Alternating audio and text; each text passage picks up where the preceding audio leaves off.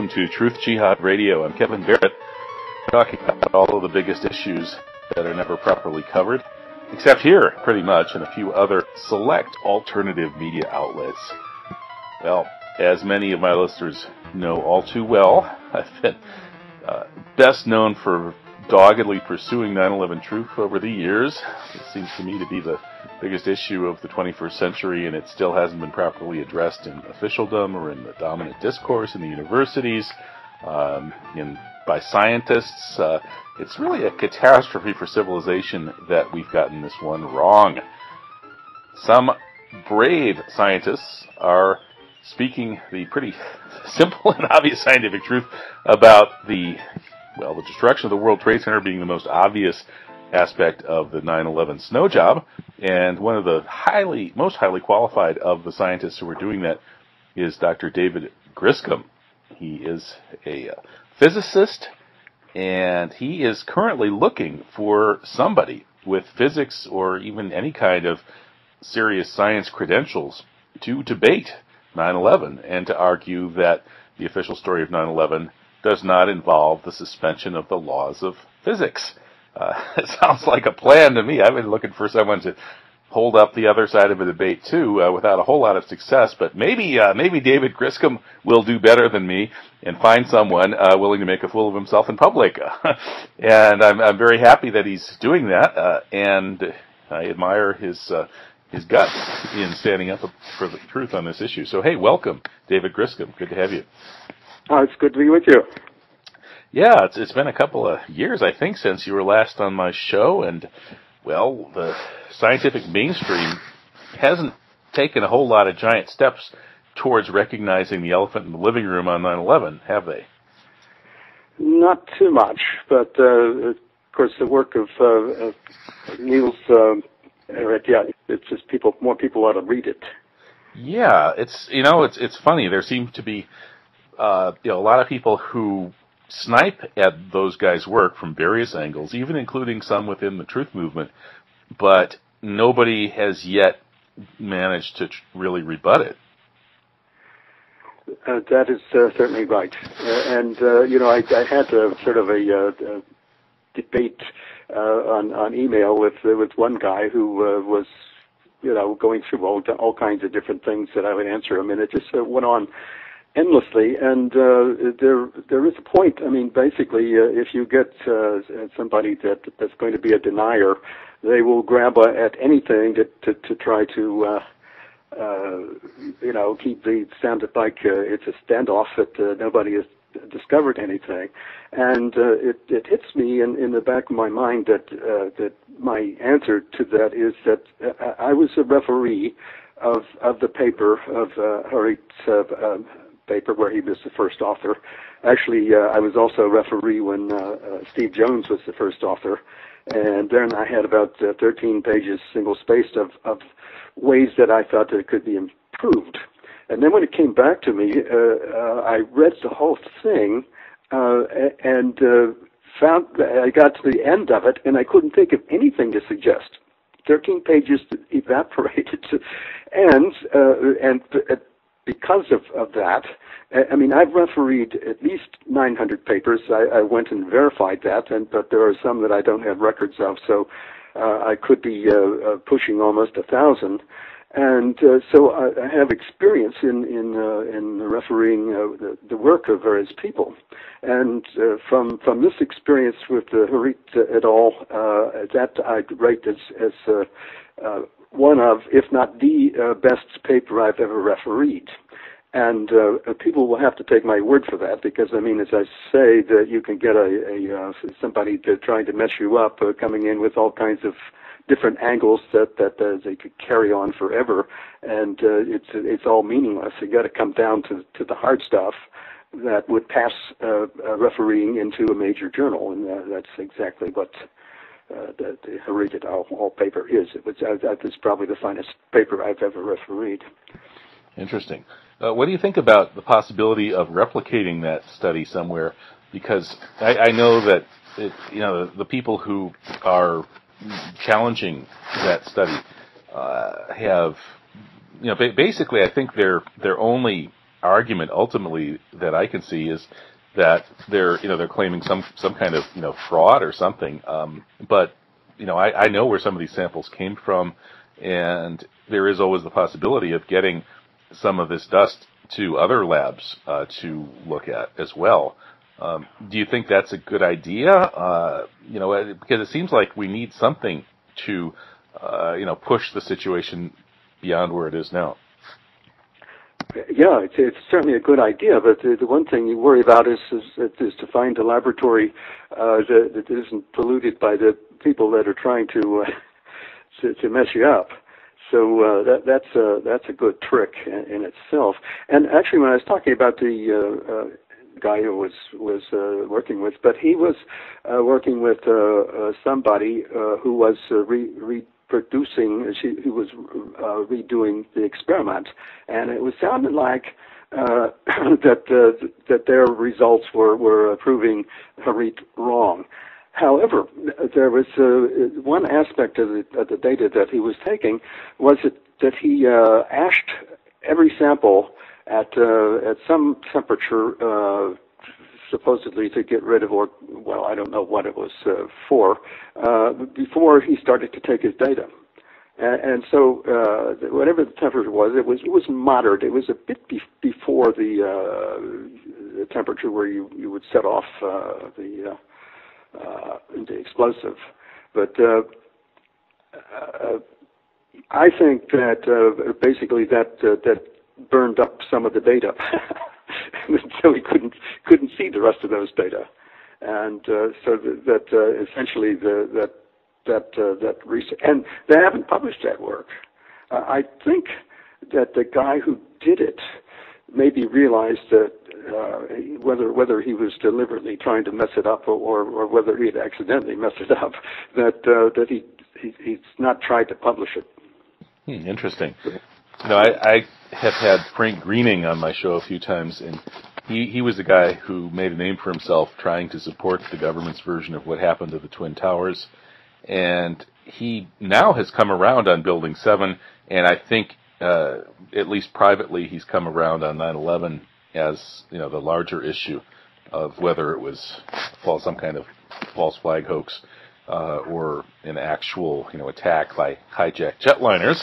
So that's great, at least I think, assuming that he's not somehow, he's not feigning this apparent integrity that he seems to have. I mean, I appreciate he came on my show just several months ago and basically admitted that we were right about Building 7, and he's interested in testing these samples. Do you think he would be a good person to do that?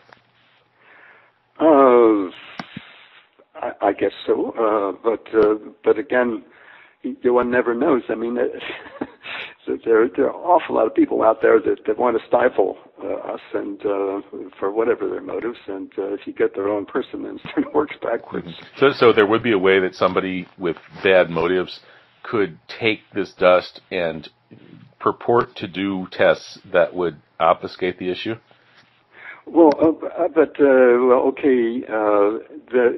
They would have to try to publish that stuff, and they would, hopefully they would get some good referees. Like the case that I just described, that this ashing that they did deliberately before they did the study has to burn something up. And so their data is already compromised in some sort of a way, but it then looks at least that it was coming out in the way of the deniers would like it to come out, but it wasn't a well-controlled experiment. Interesting. It seems that a lot of people, you would expect there would be a lot of people who would be willing to step forward on this and, do these kinds of experiments and debate the issue with scientists like you, with humanities people like me, and yet they don't want to. And I think you're suggesting one of the explanations, which is that people with any kind of reputation don't want to have their reputation tarnished by defending what they probably know or at least suspect in their hearts is a big lie. Well, that could be true, but I have no fear of having my reputation tarnished. I think it's pretty good. Well, if you're going after the truth, then probably at some level you would say that your reputation is going to be okay. I mean, that's how I feel. I've been pilloried and witch hunted and insulted by Fox News hosts and things like that, and taken a lot of rotten fruit thrown at me, mostly by idiots and knaves. But the point is, in the long run, the only reputation that matters to me is the reputation for being honest and having integrity. And if history figures that out, great. And if it somehow doesn't, then who really cares? Then we're talking about a sort of a boot stamping on a human face for all eternity, which is what we're fighting against anyway. Yeah, but I think that the people that tuned in to me, this wasn't my idea up front, but that basically they looked at my Hirsch number and decided that I have a scientific reputation that basically is unchallengeable. Okay, doesn't matter.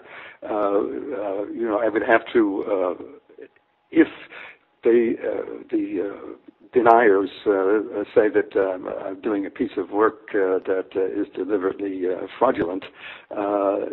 They have to. I've never done such a thing, and my reputation for doing things right is I don't know when they say stellar.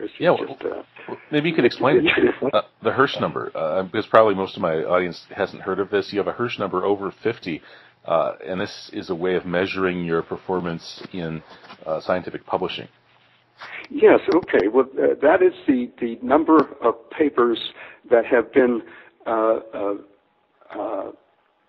cited by peers the same number of times or greater, and that has peculiar properties in that you can get a good jump off at the beginning, but toward the end it gets harder and harder because you have two things to do. You have to get it up something. Up to the number that you've reached. You have to get it over that. Actually, you have to get it 2 times over because you need an extra number as well, and so it tends to fall out. And the thing, I don't know how interesting it is to anybody in general, but I had a professor at Brown University. He was a research professor. He didn't teach, so we just knew him from conversations and so on. And his name is Manuel Cardona, and he ended up becoming after he left Brown, became one of the founders and first director of the Stuttgart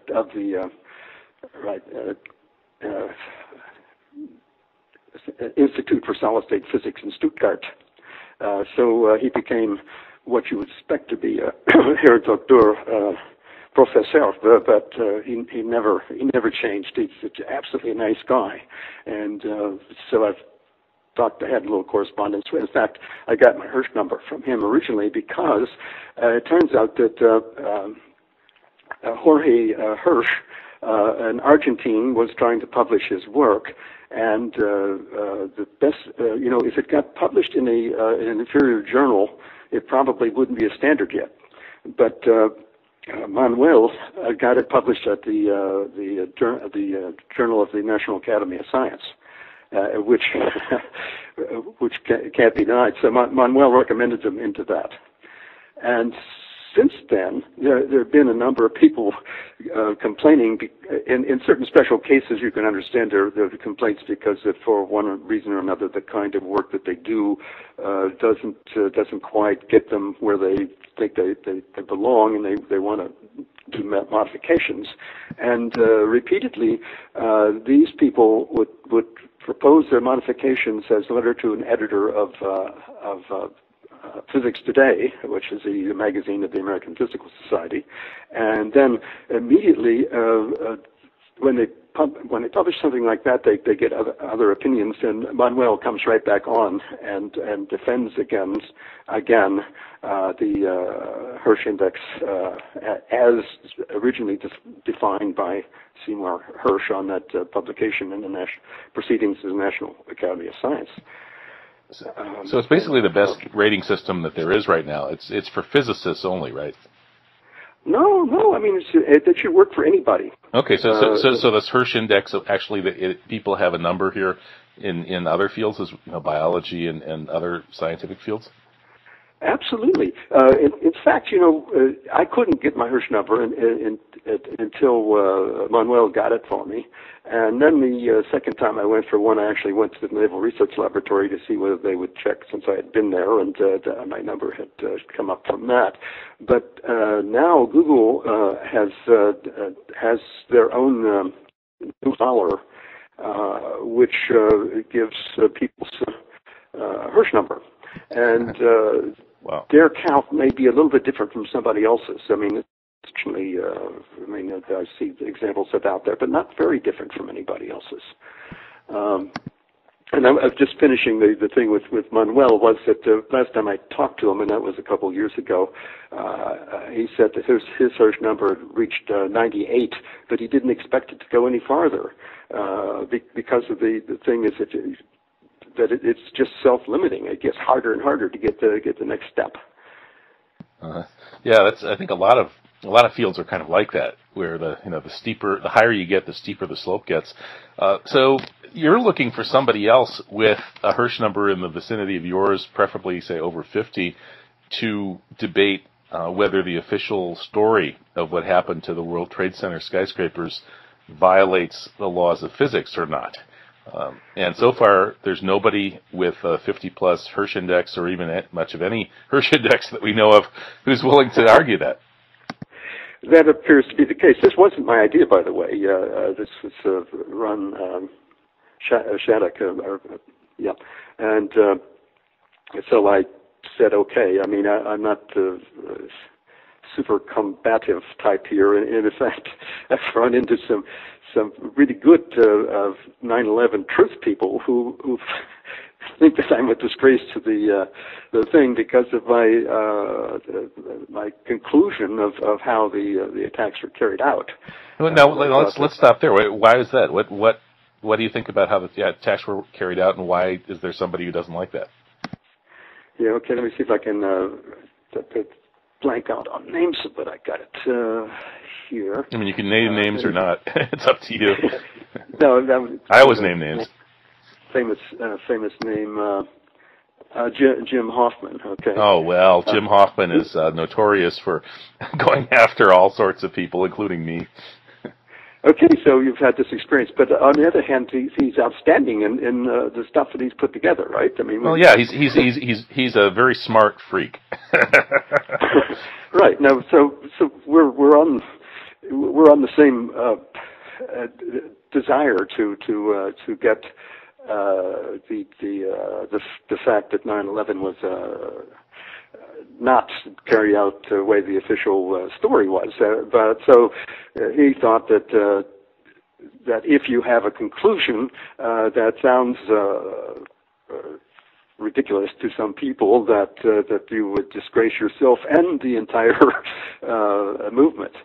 Okay, I see where you're going now. Okay. Yeah. Right, well, let's tell the audience a little bit about the background here, because we have some folks in the audience who are not sort of following every last little aspect of the 9/11 truth movement and its debates. But the bottom line here is that Jim Hoffman has been a key figure in a sort of cabal of this group of people who I think represent a very small minority of the truth movement, who seem to be dedicated to preserving the possibility that there were Muslim hijackers involved in 9/11. And the various ways they do this, well, primarily they don't want us to be pointing out the various kinds of evidence that there were no Muslim hijackers and that this must have been done in some way other than with hijacked planes. Now, this is ridiculous because, if the Trade Center was rigged for controlled demolition, obviously the people that did it would not rely on human pilots to fly into the buildings and create a pretext. They would, at the very least, use automatic pilot with something that could be very, very carefully controlled. And they certainly wouldn't use pilots who couldn't be trusted to solo in Cessna training aircraft to create the pretext for demolition. But for some reason, Hoffman and the people around him, and I'm very suspicious of his girlfriend, Victoria Ashley, who, Hoffman is a total geek. I'm going to go ahead and tell you exactly what I think and let him sue me. He's a complete geek. I doubt if he ever had a girlfriend in his life. He did this 9/11 work, and suddenly this very slick and glib-talking Victoria Ashley shows up and takes control of his life. I've heard rumors about some personal issues. I'm not going to go into that. But in any case, ever since then, Hoffman has been a giant pain in the truth movement's butt, a thorn in its side, sabotaging things and basically propping up the myth of Muslim hijackers for whatever God-forsaken reason. And so if you say anything about how, look, there's no proof there were any hijackers on 9/11, in fact, there's proof that there weren't any, because there would have been all kinds of security photos of them. There would have been all kinds of testimony from the people who boarded and ticketed them. There would have been authenticated passenger lists. There would have been tickets, etc., etc., etc.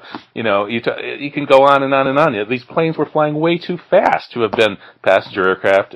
They couldn't have been controlled by humans, the flight path they took, the speed they took, etc., etc. All this stuff. There's no evidence even of actual jetliner crashes at these sites. And on and on and on. There's a million lines here. And yet, Hoffman and his people insist on trying to keep open the possibility of Muslim hijackers, which is the core of the official myth. If you don't have Muslim hijackers, you don't have Islamophobia, which is the purpose of 9/11, which is to go to war forever against Islam on behalf of the Zionists. I've just laid it out for you as straight as I possibly can on those people. Okay. Yeah, I understand what you're saying, and maybe it's true. I don't know anything about his girlfriend or anything else. I just sort of dropped off communicating with him. But my opinion is that he's made a splendid available on the net story of everything. I mean, all of the possibilities, all of the measurements, they're all there. I mean, it's a good resource, a super resource for. Yeah, his website WTC7.net is very good. It did great work early on, which is why it's really too bad that he's degenerated into a troublemaker. Right. Okay. So we can agree on that. Let's see. But in any case, we're talking about. I guess you've had the temerity to point out that there are these lines of evidence showing that the story of hijacked aircraft plunging into buildings doesn't stand up. Yeah, and why I think of it here when you say that a skilled pilot couldn't even do the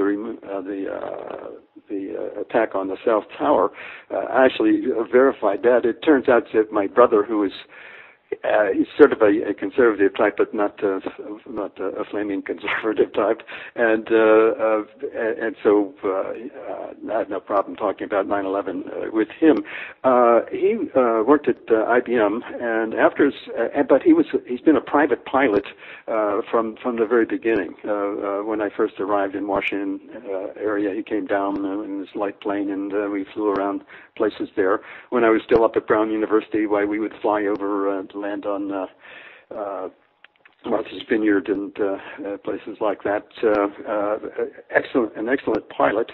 And after he retired from IBM, he decided that he would buy a flight simulator and set it up to teach pilots to fly either Cessnas or 747s. He could program it for everything. And so in one place where I was sort of arguing a bit with him by email that the hit on the South Tower looked like a difficult maneuver. Could he do it? And without doing first doing it on a flight simulator, okay? And, of course, at this point, there's no way that they can say that any of the alleged hijackers tried out flying an airplane on a flight simulator. Nobody, they never said that. They can't get it in now. I mean, that didn't happen. And so my brother, I think he took a day to think about this or some time, and then he came back and he said, no, he couldn't have done it, period. Right. And because the thing is that the Boeing aircraft requires a lot of pressure on the steering column to do anything. The more recent ones, particularly the Airbuses over in made in France, are now fly-by-wire, which scares the shit out of me because a number of those planes have disappeared in ways that I think that they didn't really crash and disappear, that they've been hijacked again, and somebody is putting them together for another false flag attack someplace. So really, that's an interesting thought, because we just have this big news story right now of a Malaysian plane that disappeared mysteriously, and the passengers' cell phones and the crew's cell phones were still ringing for days after this plane disappeared, supposedly crashing in the ocean. Now, how can a cell phone still ring if it's underwater? That's just the latest example. That's a small aircraft. I mean, there was, I think there's Airbus 744 from Brazil to Paris that crashed under incredibly anomalous story, and after a few days, they showed photographs of various pieces of it floating out in the water, totally staged. I mean, one part of it was clearly something that the next wave that hit it would have sunk it, but there were no waves. I mean, this is all wow, that's wild. So you think that maybe commercial planes are being stolen through fake crashes and to use in another attack? Yes, and in fact, I think the latest one was the crash of 777 in San Francisco. Did that hit your? Yeah, tell us about that, because that's sort of ringing a faint bell, but not enough for me to remember the details. Okay, well, I went and looked at some of the amateur videos, and these people, when they put together a story, they will always have an amateur video or whatever, so here's this guy has his camera right on the end of the runway looking at the plane coming in, and he says, oh, it looks like it's going to crash. It looks like, it was sort of matter-of-factly. He didn't sound too horrified or whatever. He just didn't have it in him. And then the thing showed the plane when it hit to do a 360 spin before coming back to the ground. Now, that would have broken the necks of everybody on board, and yet they say that everybody but two survived. So already you got them building a faked story. But wait a minute. This plane didn't disappear, did it? Yeah, I think it did. I mean, I think that, look, the runway is way out in the water. All you need is a barge where you have a piece of wrecked aircraft, and you bring it in the dead of night and you set it up. And there it is. When the sun rises, this airplane supposedly is due and lands at that time, but it doesn't land there. It's gone someplace else. And then they rig all of this story. And when you look at the photograph, the short videos and still pictures of the thing, they're very strange things. And in the beginning, there's no fire, and then later on, everything is on fire, and you see a few people walking away from and that's all. Just a few shots. That's all they give you. You go on the internet and you try to find out. That's all they give you. So I think that's another one. Interesting. So the tail number of that plane, Flight 77 in San Francisco, theoretically each aircraft has a registered tail number, and there have been some questions about the aircraft supposedly used on 9/11. Apparently, a couple of them were not deregistered until years and years afterwards. Do you think that that aircraft then is basically they stage a crash, but they didn't lose the aircraft in 777, did they? Or did they say that it sank? No, I assume that the 777, if it really did take off from Korea, like they said, I had to take off from someplace, so I suppose it did. They landed it someplace else, and then the barge was ready to put the fake debris on the runway in the dead of night, so that's where it would be found. And then probably it was salvaged by some barge that carried it off under some supposed authority, and never got investigated by anybody. That's my theory. Very interesting. Wow. So that would suggest that this pattern of multiple planes into buildings like on 9/11, that scenario might still be out there. Who knows? It's interesting stuff. I imagine that people like Jim Hoffman are saying things like, well, you shouldn't be speculating about this stuff because then people will try to use that against you and impugn your ability to argue for the laws of physics in terms of controlled demolition. Okay, I want to say for the record that basically I realize that I'm going a stretch on this. I'm not pushing that hard. But right. In terms of what actually happened, that part is totally under control. I've studied that extensively from every angle, and also the thing was that I was in Japan at the time of 9/11. And in fact, it was our wedding anniversary, which was the 12th, which happened in Japan sooner than it happened in the rest of the world. And I got a call from our son, who was living in France, and woke us up and told us what happened. And I started watching it on Japanese TV, and it was so horrific that I basically freaked.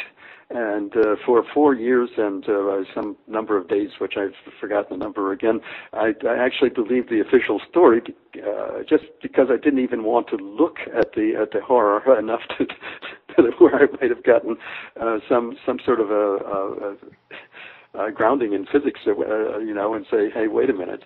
And so actually, that I'm involved in with that I might be put down for, but the fact is that the elections in the U.S. are being rigged, and I was in Tucson for the 2004 election, and I ran into a guy by the name of John Brakey, who was really just a super brilliant guy who, however, was ADHD to such a degree he had to drop out of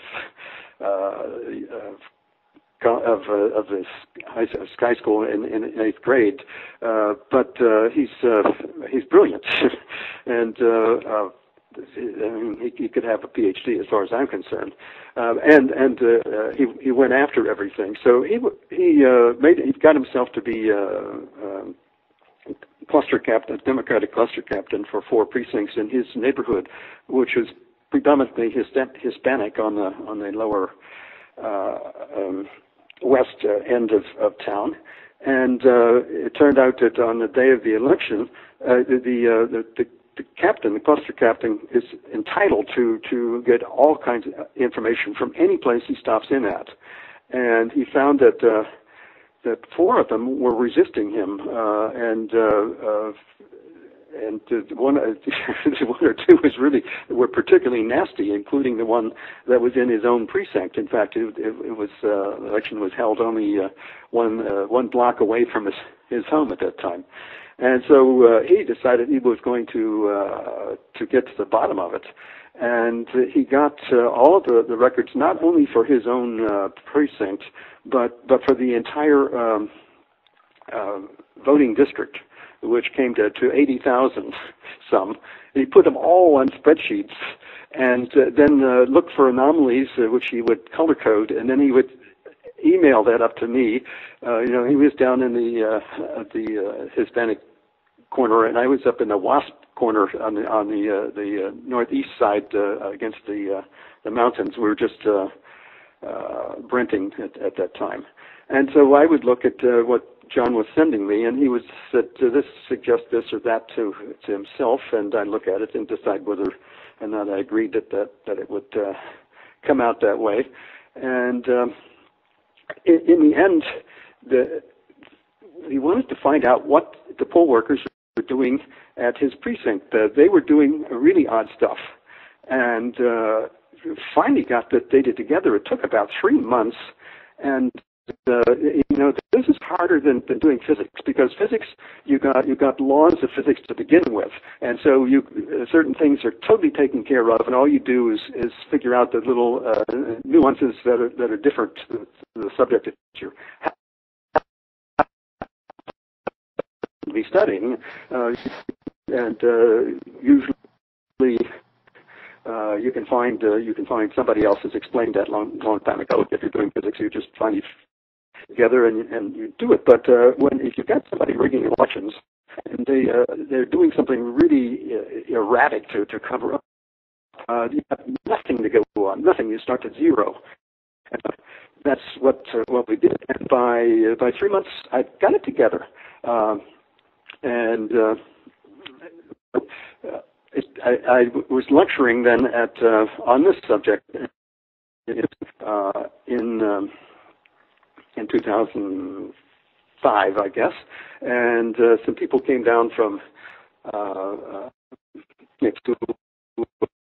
introduce themselves after I did my talk. David, sorry to interrupt you, but I'm getting a lot of interference right now. You're fading in and out. Could I just call you back real quick?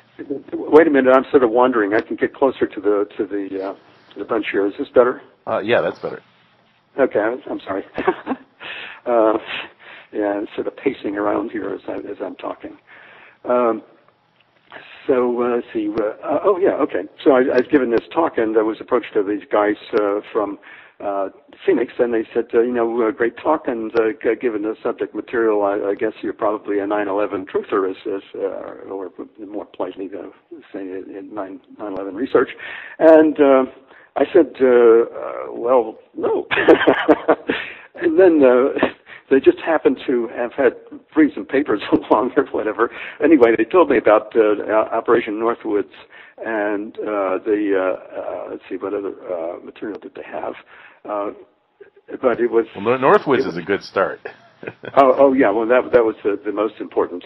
Yeah. And something else that they... no, they told me then about the Navy A-3 bombers that were being reconfigured out in Colorado to be flown pilotless, to become drones that actually fired missiles, mm-hmm. And possibly painted in United and American Airlines colors. Right, but also they said that a number of the people that were involved in this, some of them died mysteriously, but there were still 100 or so that were willing to risk their lives to tell the story if anybody asked them, but nobody did.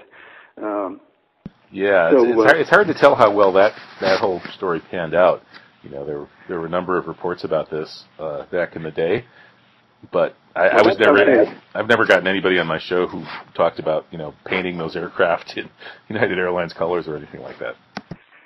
Okay, well, that basically I had an epiphany instantly. Believing that 9/11 is an inside job is something that some people can't handle at all. I mean, they totally freak.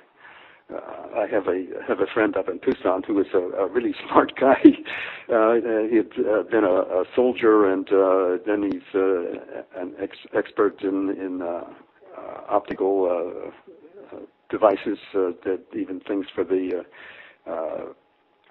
fusion project in California. Anyway, so I mean, he's quite. I wanted to get me farther away as we get back. But I mean, he refuses to even consider the possibility that it was not done by a few 19 Arabs and somebody sitting in a tunnel over in Afghanistan, because he said they did it because they hate us so much. Right. They hate our freedoms. Don't forget about that. Right. So I can't get through to him, ironically enough. So there is this thing, but basically I was for some reason at that point, I had no problem with it at all. I just there was no phase change. Just got immediately into it. Okay, that's right. Interesting. Yeah, I'm sure once you start looking at and the then trade I had center, to catch up. I had to catch up, and so I started doing things, and the timing was just right because it turns out that the aviation, what is the FAA? I'm not sure. Maybe it is. So that they go out, they look at accidents and stuff, among other things. That's the FAA. Okay, they finally made their report late. It was late for them, but it was late for me realizing that it was an inside job. And so that information came out right on time, and I pounced on it because apparently they actually fudged it a little bit different later on when they realized people were learning too much from it. And then I went and did a theory of everything where I looked at everybody's information. Jim Hoffman was good, but I looked at everything. I mean, all of the things, the correspondence by radio between the planes and so on, and also the videos of the attacks, because some of them showed other aircraft in there, very small other aircraft, and the deniers have got on the internet, and somehow they've taken all of these videos down and replaced the what looked like F-16s from a distance, replaced them with large birds. Wow, I didn't know about that. Yeah, but I actually found some where it was actually kind of late, and there were a number of birds in there, but there were other. I went through it frame by frame, and I found some frames where the F-16s were still there, and they were simultaneously with the airliner hitting the South Tower, simultaneously, and. So my model that for the attacks for the South Tower attacks was that I have to start with the North Tower attack is that plane was met. It was headed for let's see, blank on the Air Force Base in Upper New York, which I knew very well. Actually, visited there one time on business. And they landed, then took off all the B-52s from there for if there was a nuclear war. Anyway, that flight, what was that? Flight 11 was on a beeline for that location, and I believe that a drone took off from there and met it sort of head on, and then it went on to land there itself and disgorge the passengers for whatever happened to them. And that plane came down and hit the North Tower. Well, it turned out that the two planes, the 11 and where are we?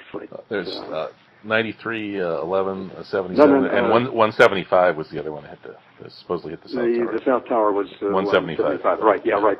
Okay, well, 175 and 11 crossed paths at, what is it, in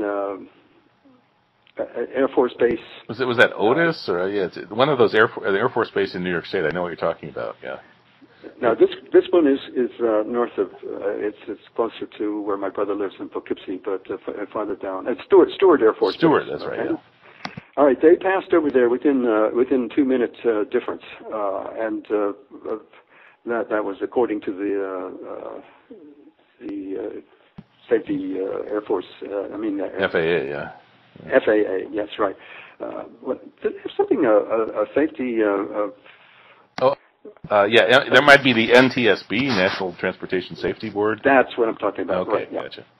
Right. So, according to them, they did pass within two minutes of each other, and I think then that when I finally worked out the story, and it took several iterations. It wasn't really obvious in the beginning. It was something like the stolen election, by people doing. I didn't tell you how that worked out, but it was really really complicated. So this is actually more simple than that. You have two drones that come out of. No, wait. Let's see. How is that going? No, only one. That's right. There's one coming out of the Air Force Base in Upper New York, but the. Okay, so. Maybe we should probably do an interview on the details of this when you have it in front of you. Yeah, okay. But I think that the listeners will understand that it's quite an interesting coincidence that these two planes that supposedly hit the Trade Center would have actually crossed paths within 2 minutes of each other right over this Air Force base, and that would be a perfect opportunity. I'll finish that.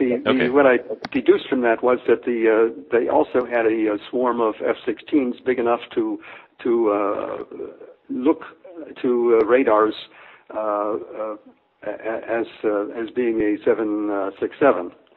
And they just flew together to that point, and then they joined Flight 175, and they followed it with their transponders turned off until they got to the farthest place to the west, which was a little bit over Pennsylvania.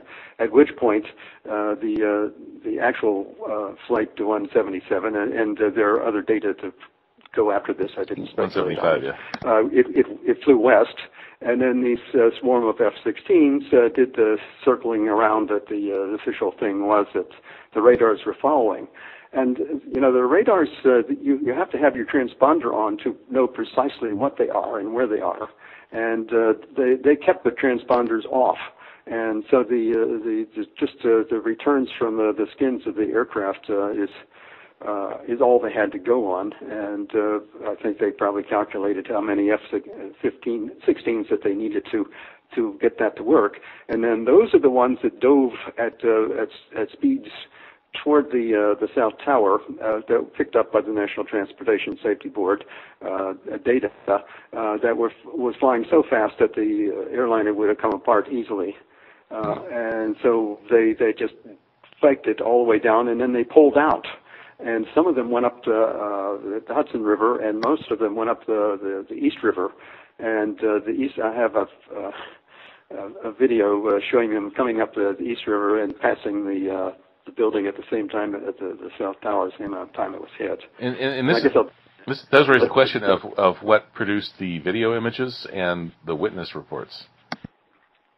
But there are people that.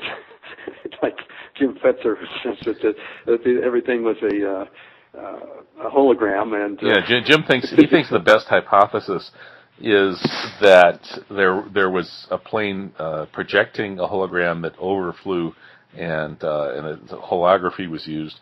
I find this a little hard to swallow, just because it seems like if you were going to plan this thing out, Occam's razor would determine doing something that was well tested and well understood, and I'm not sure that kind of flying hologram was well tested and well understood. Though maybe it was. Who knows? I mean, Jim Fetzer is either nuts or he's gone over to the other side, to the evil side of the. Well, I don't think he's gone over to the evil side. I know him pretty well, and he's very, very excitable. And once he gets his teeth into something, he's really stubborn about it. So I think that's why he's. And I think in this case he's following the Sherlock Holmes dictum of when you've eliminated the impossible, whatever remains, no matter how improbable, must be the truth. And he thinks he's eliminated these other possibilities. And I personally created the impossible. The hologram is the impossible, basically. And so how do you think they did it? But it was hit by a drone aircraft. It was driven remotely. Okay. Actually, I agree with you. For the record, I want to say that I think that your hypothesis here is much more probable than Jim's. Okay, go ahead. Our story is that the F-16 Cloud that was escorting Flight 175 until it turned westward made the dive to fool the radars, but the actual plane that hit it came from one is the Air Force Base in central New Jersey with a big triangular set of runways. Again, I blank on things, but it doesn't really matter. It's there. You can look it up. Yeah. It's right at the apex of where the planes are supposed to have turned around, according to the thing that you see. Now, would that be McGuire Air Base? McGuire, exactly. Yes. Okay. And so I would say they had the souped-up 767 flying out of there, and then it would fly over the Pine Barrens, where it would have been seen by no more than a half dozen people who didn't know what they see, and probably nobody had ever interviewed them anyway. Gets out over the ocean, and it flies on the deck up to the point. And you've got the one of the A4s or whatever these aircraft the Air Force uses to monitor everything and coordinate. Those AWACS planes. So it was flying over the area, so it could simultaneously keep track of where the F-16s were and where the real drone attacker was, and synchronize them. And so it would come up over the coast where somebody but fishermen or whatever, but very fast, and rises up just at the last moment, and then dives on the tower with the F-16 spreading apart so they don't run into it. Interesting. Now, do you think the F-16s might have been using blue screen technology to make them less visible? Because it seems to me that what you're suggesting would be that they would be quite visible. They're visible in the videos.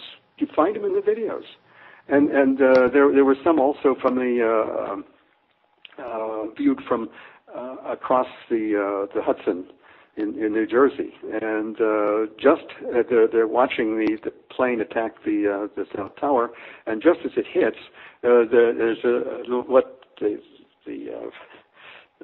deniers will claim as a flock of birds that come diving down in front of the screen and then turning off and disappear into the distance, all within about 2 seconds or 1 second. And I think those were at least two F-16s were coming up pulling out of their dive over the Hudson River, and at least four and maybe more were pulling out to dive over the East River. And I've got videos showing both sides. And also there's another video in looking from north to south in Manhattan that's got both of the towers seen. Well, maybe they're only seeing WTC-1 and the Building 2 was eclipsed, but there is a point where there is a shake. The camera shakes, which is I don't know, maybe that's the sound coming through the air, and another point where it's coming through the ground, and then there's the flash from the impact of the 767 on the South Tower, and just at that moment, there is something that looks like it could be an F-16 coming directly in front of the camera, between the camera and the World Trade Center. And I timed that one out, and it actually was, I could get the time from getting from the New Jersey shore over to there, I could time it out, and it fits, I mean, perfectly. Yeah, and of course the skeptics would say, well, that why wouldn't there be more witness reports of all of these F-16s, flying over New York? But they would all be divided. And they wouldn't know how to put them together. And in fact, the F-16s, they're flying fast. If you're not looking directly at them, you won't even see them. Mm-hmm. But it actually brings back some ironic. Not ironic, but some things that are highly improbable that I was eyewitness to when I was living in Washington, D.C. Turned out that I like to do my calisthenics in the morning and have a nice breakfast before I go to work, and so I'd usually end up at around 9 o'clock. Of course, it's not when I'm supposed to clock in, but they don't clock me in, and so I stay in late every day. In fact, I usually spend more than 8 hours a day no matter what, but I I tend to come in late. So this is when the time of day that the Pentagon attack took place, and sometime that was I make it around 1990 or perhaps earlier. I'd seen what I thought was a practice to see how the Pentagon could be attacked. I'm off of the other story a second here, so I'll try to finish this quickly. It was showing. Yeah, we only have a few minutes on the show. Okay, the prop plane playing pretty high, and a jet fighter plane struggling to keep its envelope from crashing into the city of Alexandria, and circling twice. Okay, but the getting back to the F-16s, sometime after 1993, but not too long, I was coming into my office at about the same time of day, and I opened the office door. I came in, and I'm looking at windows that are fairly panoramic, and I saw what I thought were a flock of Canada geese flying 2 feet outside the window very rapidly toward the north. And this is the perception of what you can actually see. It depends on whether you've seen it before. And that didn't fit. But then the next thing that I saw was a flight of 4 F-16s directly in front of me, and I have a frozen view of that. Perfect. That was what it were. And then they kept on going, and then the sound of the engines came a few seconds later.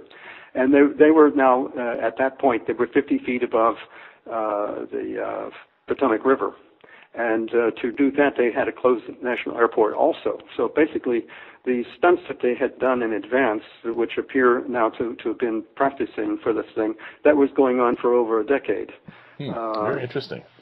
Wow. So, yes. Well, we only have a couple of minutes left here. Okay. And I... wrap it up. Okay. What I'd like to hear, just to quickly at the end here, is the cell phone issue with this latest Malaysia flight disappears, yet the cell phones are still ringing. This kind of reminds me of how the passenger the cell phone conversations on 9/11, the alleged conversations, were continued. The calls continued until, I think in one case, like an hour plus after the alleged crash. Do you have any thoughts on that? Well, I think that later on they determined that the cell phones couldn't even had been heard. I mean, that's right. Yeah. Right. Yes. So it's obviously fake. But then, in both cases we have this bizarre anomaly that these cell phone conversations that never could have happened. The calls continued until as much as an hour after the alleged crashes on 9/11, and now today we have. That part makes sense if you understand that you've got a insider conspiracy. That would happen, and if it was something that was really going on, that wouldn't happen. Right, and they apparently somehow got a hold of passenger cell phones because the people who received the calls said in a couple of cases they were sure that these were from the cell phones of their loved ones. We know they couldn't have been made from the air at 30,000 feet, so who knows how it was all done. But in any case, the official story does not stand up, and likewise the story of what happened to the towers in Building 7 doesn't stand up. And you don't have to be a physicist with a plus 50 Hirsch index to know that, but it doesn't hurt. And so if there's anybody out there who knows any serious scientists who want to debate and try to argue that the official version of 9/11 doesn't violate the laws of physics, please contact us. You can reach me through my website, truthjihad.com, and physicist David Griffin. Well, we'll try to get David Griffin on here too. Actually, that would not be such a bad idea. David Griscom will debate all comers right here on this radio show. So we're putting out the call, and David, I hope to have you back here on March 15th for a debate, if we can find any scientist willing to defend the indefensible. Okay, I think that should be possible. Okay, well, we're looking. Well, thank you so much for your provocative and interesting work on these, aircraft issues, and for standing up for the obvious physics of 9/11 with the demolitions. And look forward to another conversation soon. All right. Well, I've been happy to be on your show. Okay. Well, thanks, Dave. Appreciate it. Take care. Okay, you too. Bye. Bye-bye.